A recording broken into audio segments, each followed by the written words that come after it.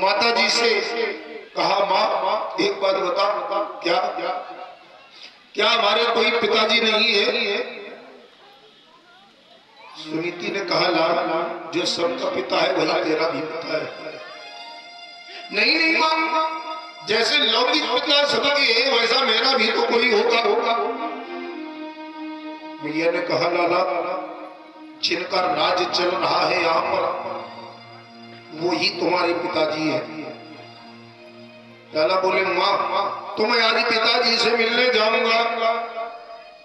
सुनीति ने कहा, लाल तेरे भाग्य में यदि राजमहल लिखा होता, राजमहल में रहना होता तो तेरा जन्म जंगल में क्यों होता? इसलिए तुम यहीं पर आराम से रहो। लेकिन नहीं, लाला ध्रुव हट पकड़ गए और पहुंच गए। जिस समय पहुंचते हैं उत्तानपाद ने देखा, मेरा ये भी बालक है, उत्तम को रोज लेता हूं हाथ में, आज थोड़ी देर के लिए इसको उतार करके और मैं ध्रुव को ले लेता हूं। उत्तम को उतारा, ध्रुव को गोद में लिया। उसी समय भी माता आ गई सुरुचि। उसने पैर पकड़ करके ध्रुव का पृथ्वी में पटक दिया। दुष्ट कहेगा, तुझे इस गोद में बैठना था तो मेरी कोख से जन्म लेता। अभी समय है, भगवान का भजन कर, जब मेरी कोख से जन्म होगा इस गोद का अधिकारी बनेगा।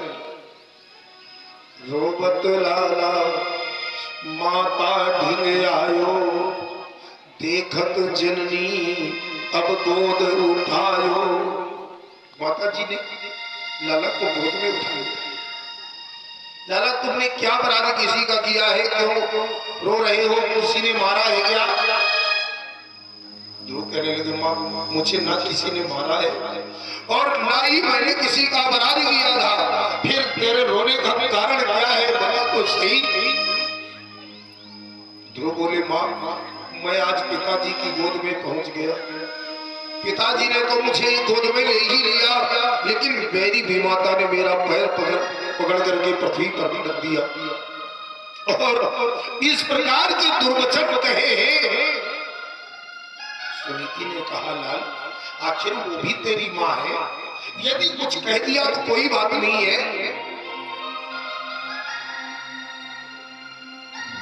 लाला कहने लगी, माँ एक वो माँ है, आज उस माँ ने कहा है तुम भी माँ हो तो तुम भी कुछ कह सकती हो कभी, इसलिए मैं तुम्हारे पास भी नहीं रहूंगा। मुझे यदि पिताजी की गोद नहीं मिली तो मैं परम पिता की गोद में अवश्य जाऊंगा। यह कहने लगी, लाल तुम नैनों के तारे हो, यहाँ जंगल में मेरा कोई दूसरा है क्या? इसलिए अब तुम मुझे छोड़ करके कहीं ना जाओ। तो कहने लगी, नहीं है माँ मैं तो जाऊंगा। सुनीति कहने लगी, लाल तुम मुझे छोड़ कर जाओगे तो मैं कैसे समय बिताऊंगी, मैं कैसे समय बिताऊंगी।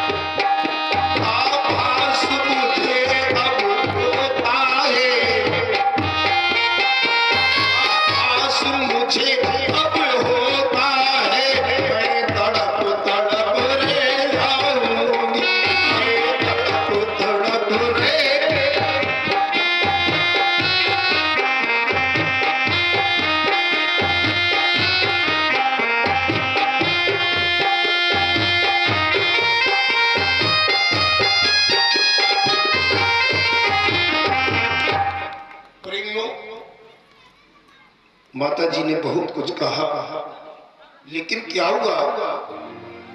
लाला कहने लगे माँ कुछ भी समझ लो, मुझे तो जाना ये है। और माता जी की परिक्रमा लगा करके और ध्रुव आगे बढ़ने लगी। तो सुनीति कहने लगी लाल जा ही रहे हो? हाँ क्यों नहीं? तो जाते हो लाल चले जाओ, पर निज मां को नहीं भुला देना।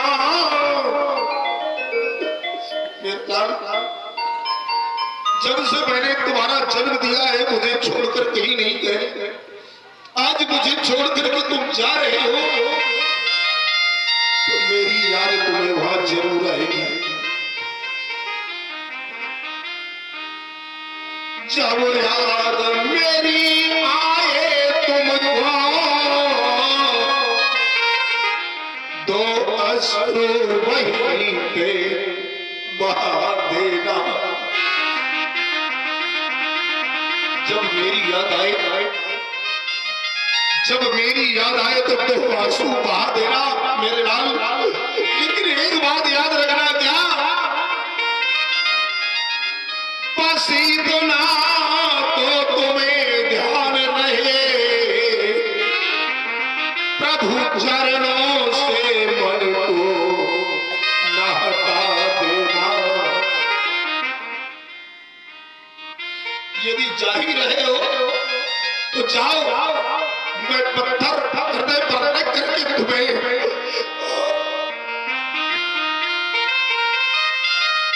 और रात आशीर्वाद दे रही हूं, जाओ।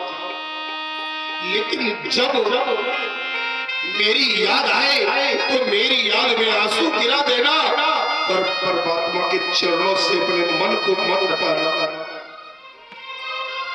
जाओ मेरे लाल, तुम्हारे ऊपर मेरा हाथ है और तुम्हें परम पिता की गोद अवश्य मिलेगी।